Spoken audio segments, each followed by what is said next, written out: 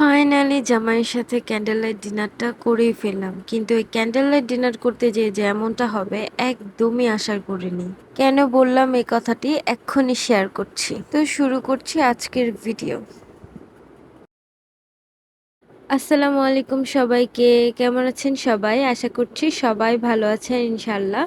আমরাও আলহামদুলিল্লাহ ভালো আছি। তো প্রথমে হচ্ছে আমি কিছু বেলুন ফুলিয়ে নিলাম, আর সেগুলোকে রুমের সাইডে রেখে দিচ্ছি। এগুলো আমি টানাবো না, এভাবে আর কি খোলা রেখে দিব। এরপর হচ্ছে একটু রান্না বান্নার দিকে চলে গেলাম। তো আমি হচ্ছে ফুল রেসিপিটা এখন শেয়ার করব না, জাস্ট একটু টাচ আপ দিচ্ছি যে আমি কি কি রান্না করেছি। তার মধ্যে হচ্ছে নুডলসটা আমি রান্না করেছিলাম, আর এখানে খুবই অল্প পরিমাণ সসেস দিয়েছিলাম। তো এরপর হচ্ছে আমি একটা পিৎজা বানিয়েছিলাম। পিৎজাটা প্রায় 10 থেকে 12 ইঞ্চির মতো হবে। তো পিৎজাটা বানিয়েছিলাম। এই তো আমার পিৎজাটা কিন্তু হয়ে গিয়েছে। ওভেন হলে উপরটাও ভালোভাবে কুক হতো। এরপর হচ্ছে আমি কিছু ফ্রেঞ্চ ফ্রাই সিদ্ধ দিয়ে দিলাম। আমি কিছু ফ্রেঞ্চ ফ্রাই বানাবো, তো সিদ্ধ দিয়ে ওটা প্রসেসিং করে এখন হচ্ছে ভেজে নিব। এই তো এই ফ্রেঞ্চ ফ্রাইগুলো ভেজে নিলে আমার সব রান্না বান্না করা শেষ। তো এরপর হচ্ছে আমি টেবিল সাজাতে চলে আসি। তো আমার কাছে ক্যান্ডেল ছিল, এই ক্যান্ডেলগুলো হচ্ছে আমার ছোট ভাই আমাকে গিফট করেছিল। তো এই ক্যান্ডেলগুলোর থেকে খুব সুন্দর একটা ঘ্রাণ বের হয়, আমার এত ভালো লাগে। তো তারপর হচ্ছে ক্যান্ডেল জ্বালানোর পর আমি খাবারগুলো নিয়ে আসি। তো এই তো পিৎজা নুডলস বানিয়েছিলাম, এগুলো হচ্ছে রাখছি। আর হচ্ছে পিৎজা খাওয়ার জন্য আমি একটা স্পেশাল সস বানিয়েছি, সেই সসটাও অনেক বেশি মজা হয়েছিল। এই তো তো এটাও হচ্ছে আমি রাখছিলাম। তো কি কি রান্না করলাম সব কিছুই আমি একটা একটা করে এখানে রাখছিলাম। আর এই চিপসগুলো আমার হাজব্যান্ড বাহির থেকে নিয়ে আসে। Husband wife quality time spend করতে হলে সব সময় কোনো এক্সপেন্সিভ জিনিস লাগে না, সাধারণ কিছু দিয়েও অসাধারণ অনেক কিছু করা যায়। যেমন বাসায় আমি যা যা ছিল তা দিয়ে পিৎজা বানিয়ে ফেলি, নুডলস বাসায় থাকে, আর টুকটাক জিনিস আমি বাহির থেকে আনাই, যেমন মোজো, কেক আর হচ্ছে চিপস।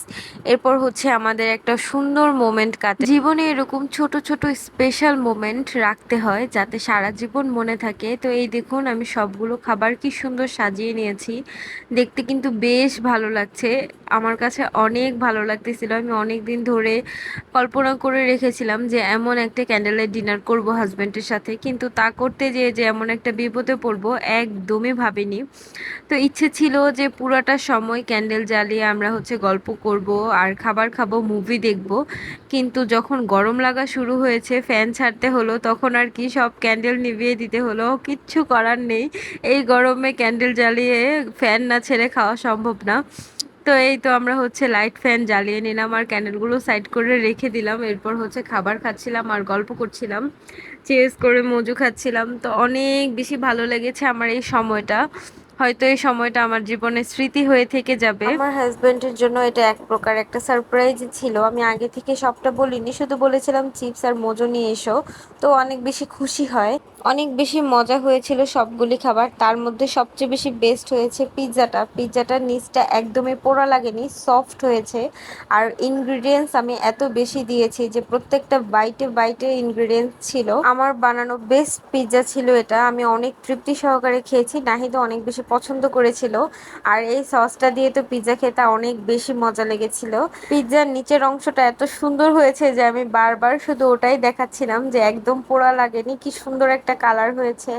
আর এটা যদি ওভেনে বেক করা হতো তাহলে উপরের পাশটাও খুব সুন্দর একটা কালার আসতো। তো এই তো পিৎজা খাওয়া শেষে আমরা ফ্রাইস খাচ্ছিলাম। আজকের ডিনারটা অনেক বেশি মেমোরেবল হয়ে থাকলো আমার জীবনে, ইনফ্যাক্ট আমাদের জীবনে। আপনারাও কিন্তু চাইলে আপনাদের মুহূর্তগুলোকে এরকম স্পেশাল বানাতে পারেন। তার জন্য কিন্তু বেশি কিছুর প্রয়োজন হবে না, হাতের কাছে যা আছে তাই স্পেশাল ভাবে কুক করে প্রিয় মানুষটির সাথে সুন্দর একটি মুহূর্ত কাটাতে পারেন। তো এই তো আজকের ভিডিও এই পর্যন্তই ছিল।